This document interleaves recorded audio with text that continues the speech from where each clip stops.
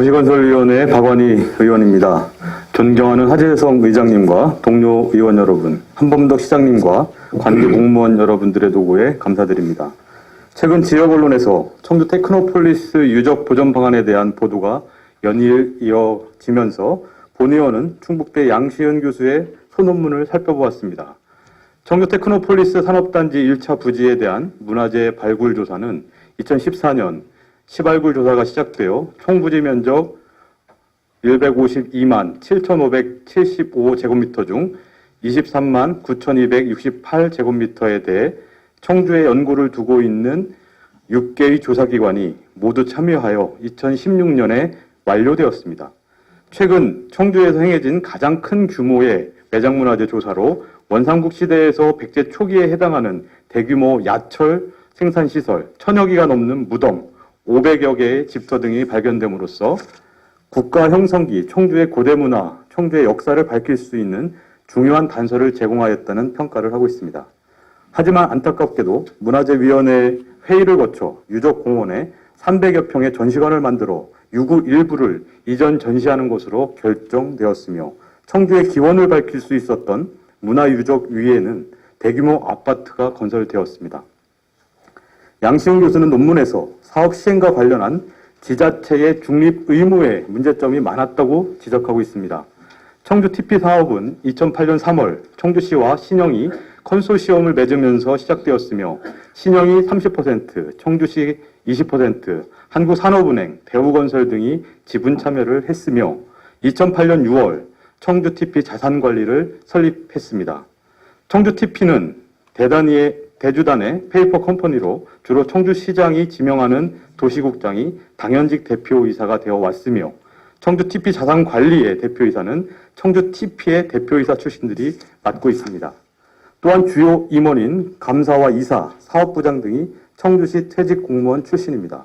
이러한 상황에서 2013년 청주시는 PF 자금을 받기 위한 보증에서 3,100억 원 최초 인출일 이후 16개월 이내에 보상과 이주, 문화재 시발굴 등 행정 절차를 이행하고 2016년 10월 지구 확장 과정에서도 최초 인출일 이후 20개월 내에 보상 이주, 문화재 시발굴 등을 완료하고 미이행 시 대주단에게 손해배상을 약속했습니다.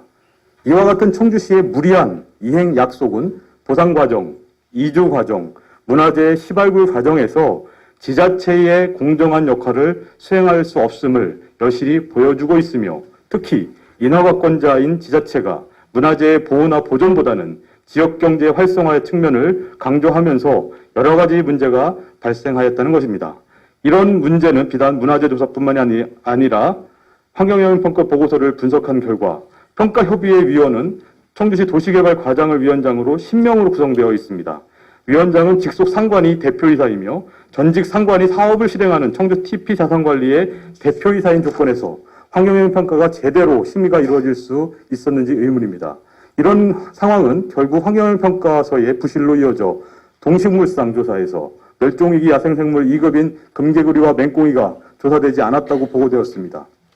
2017년 행정안전부의 청주시 방제 성능 목표가 변경되었고 청주시에 기록적인 폭우 피해를 당했음에도 불구하고 50년 강우 강도를 적용하여 계획을 수립한 점, 환경영향평가 재협의 초안 시 SK하이닉스와 특별공급 산업시설에서 발생하는 폐수량을 일일 32만 세제곱미터라고 산정하였으나 재협의 본안에서는 절반 이하인 일일 13만 5천 제곱미터로 바뀐 점이 쉽게 납득되지 않았습니다.